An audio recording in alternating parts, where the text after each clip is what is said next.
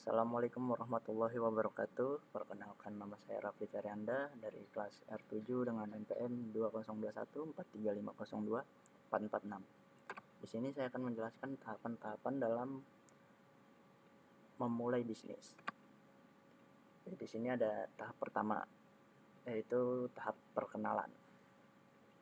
Tahapan ini adalah tahapan dari proses mengenal tentang kewirausahaan.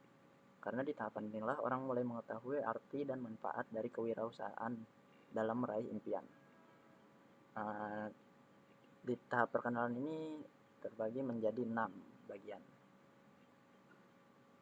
Dalam tahapan ini orang mulai bersentuhan, yang pertama itu orang mulai bersentuhan dengan kewirausahaan untuk tahu tentang tujuan, maksud, dan manfaatnya bagi individu, lingkungan, dan negara. Yang kedua itu berorientasi dengan pola pikir orang yang sukses dalam bisnis. Yang ketiga, belajar lebih dalam tentang kewirausahaan. Yang keempat, mengerti dan menyadari bahwa ternyata ada alternatif lain setelah lulus selain mencari kerja, yaitu menciptakan lapangan kerja. Yang kelima, itu ada mempersiapkan karir hidup. Yang keenam, mengerti bahwa menjadi wirausahawan yang sukses itu bukan milik sekelompok orang tertentu saja. Setelah orang bersinggungan dan bersentuhan dengan kewirausahaan, maka mulailah tercipta ketertarikan atau ketakutan bagi orang tersebut dalam menghadapi resiko sebagai wirausahawan. Untuk itu tahapan ini adalah tahapan orang untuk melihat wajah atau awal mula yang sebenarnya dari kewirausahaan. Apakah benar menakutkan atau masuk lebih dalam lagi karena begitu menarik untuk dipelajari. Untuk yang kedua itu ada tahap ketertarikan terhadap kewirausahaan. Di sini ada sebuah tahapan penting lainnya dari kewirausahaan, yaitu adalah tahapan orang memasuki pintu gerbang kewirausahaan setelah melihat wajah dari kewirausahaan. Untuk itu Anda membutuhkan kuncinya, yaitu key of entrepreneurship. Selanjutnya itu ada tahap proses emosi atau spiritual and emotional process. Tahapan ini merupakan proses menciptakan semangat kewirausahaan, spirit of entrepreneur principle. Dalam hal ini terjadi gejolak emosi yang akan memunculkan keberanian untuk memutuskan apakah ini menjadi wirausahaan atau sebaliknya, yaitu rasa takutnya justru semakin besar yang membuat ia gagal menjadi wirausahawan. Selanjutnya ada take a decision process. Dalam proses pengambilan keputusan untuk menjadi seorang wirausahawan haruslah cerdas. Berarti ia tahu bahwa untuk sukses sebagai wirausahawan harus bekerja dengan cerdas. Strategic thinker, motivator, ambition, risk manager, dan totality. Bukan hanya bekerja dengan keras. Di tahap kedua ini ada yang pertama itu ada tahap mempersiapkan diri. Tahap mempersiapkan diri itu terbagi menjadi 4, yaitu ada tahap mengenal diri, menemukan asal peluang usaha, di mana kita itu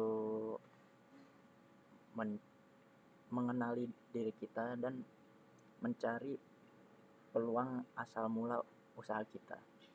Yang kedua itu mempelajari teori peluang dengan cara berpikir kreatif untuk menemukan inspirasi usaha. Yang ketiga, menganalisis dan memanfaatkan inspirasi usaha untuk dijadikan alternatif peluang usaha. Yang keempat, mengubah dan menentukan alternatif peluang menjadi sebuah usaha. Selanjutnya ada merencanakan kerangka bisnis atau business plan. Di sini ada business plan atau rencana bisnis. Adalah dokumen tercetak yang dibuat oleh seorang pengusaha dengan menggambarkan atau mempertimbangkan faktor atau aspek internal dan eksternal ketika hendak memulai atau menjalankan sebuah bisnis.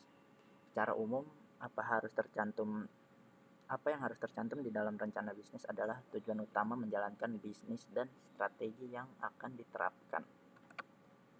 Selanjutnya ada tahap ketiga. Di sini ada tahap ketiga, yaitu tahap memulai bisnis. Tahap memulai bisnis ini diawali dengan memulai riset. Kemungkinan besar orang sudah mengetahui usaha apa yang akan dijalankan sebelumnya. Perlu diingat, ide awal tersebut belum tentu bisa berjalan atau diaplikasikan ke dunia nyata. Maka, lakukanlah sebuah riset untuk memperoleh berbagai informasi. Jika kamu memiliki keterbatasan waktu dan modal, cukup lakukanlah riset sederhana. Yang terpenting adalah bagaimana kamu mendapatkan informasi mengenai peluang atau potensi yang ada di pasar. Selanjutnya ada mendirikan badan usaha. Hal selanjutnya yang mesti kamu lakukan adalah menentukan struktur atau bentuk bisnis. Apakah kepemilikan perseorangan, kemitraan, perseroan terbatas, ataupun bentuk lainnya. Struktur atau bentuk badan usaha akan berpengaruh banyak terhadap bagaimana bisnismu berjalan, hingga bagaimana perhitungan pajaknya. Langkah selanjutnya adalah tentukan dan daftarkan merek dagang atau brand kamu. Nama usaha, logo, atau brand secara keseluruhan memiliki peranan yang penting bagi sebuah bisnis. Maka usahakan untuk menyusun dan mengkonsepnya dengan baik. Selanjutnya ada tahap menjalankan dan mengelola bisnis.